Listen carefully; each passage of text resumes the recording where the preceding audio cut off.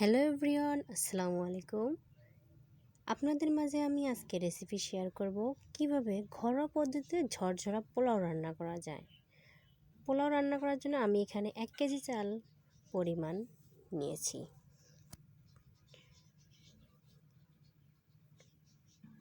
পোলাও রান্না করার জন্য অবশ্যই খেয়াল রাখতে হবে আপনার পাতিলটা যেন অনেক মোটা হয়, পাতিলটা যেন পাতলা না হয়। তার জন্য আমি ফার্স্টে তেল দিয়েছি।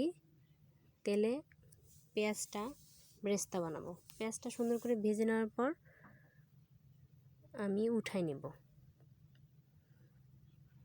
দেখেন কীরকম লাল লাল ভাজা হয়ে গেছে। তারপর আমি 3টা সাদা মরিচ দিয়েছি, তারপর দারচিনি দিয়েছি, 3টা তেজপাতা দিয়েছি।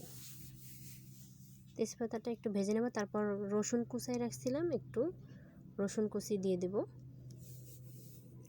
রসুন কুচিটা লাল লাল করে ভেজে নেব। রসুন কুচিটা ভেজে নেওয়ার পর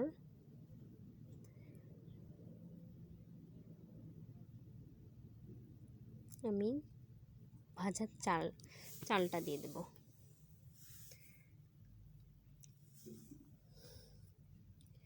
চালটা দিয়ে আমি সুন্দর করে ভেজে নেব। আপনাকে চালটা রান্না করার আগে অবশ্যই 1 ঘন্টা পরিমাণ পানিতে ভিজে রাখতে হবে। পানিতে ভিজে রাখার পর রান্না করার সময় চালটা আপনি চালনিতে ছেঁকে নেবেন। তারপর স্বাদ মতো আমি একটু লবণ অ্যাড করছি। আপনারা যারা লবণ খান লবণ দিতে পারবেন, আর লবণ না খেলে স্কিপ করতে পারেন।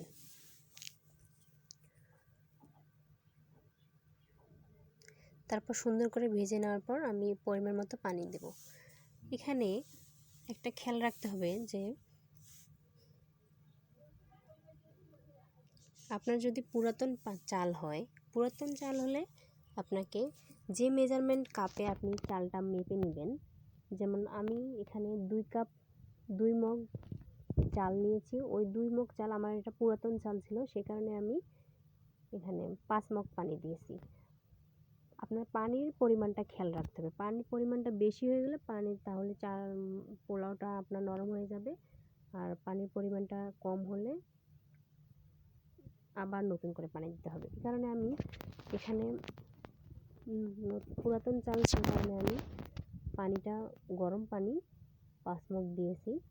5 মগ দিয়ে রান্না করছি। দেখেন, যখন আপনার পানি দেওয়ার পর পোলাওটা ঢেকে দেওয়া যাবে না।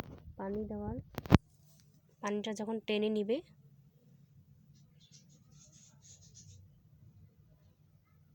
মাঝে মধ্যে আপনি আরেকটু করে নেড়ে দিবেন।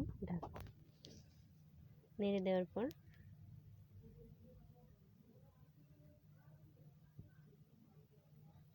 একটু ঢেকে দেব।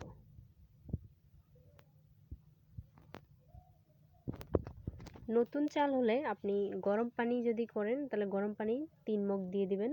আর পুরাতন চালের ক্ষেত্রে যে চাল অনুযায়ী আপনি মগ অনুযায়ী মাপ করবেন, পরিমাণ করবেন, সেই মগ অনুযায়ী আপনি পানি দেবেন। আমি এখানে 2 মগ চাল দিয়েছি, সে কারণে আমি পুরাতন চাল থেকে 5 মগ পানি দিয়েছি। দেখেন কত সুন্দর পোলাওটা হয়ে গেছে। এখন আমি পেঁয়াজ বেরেস্তাটা পোলাওর উপর দিয়ে দেব।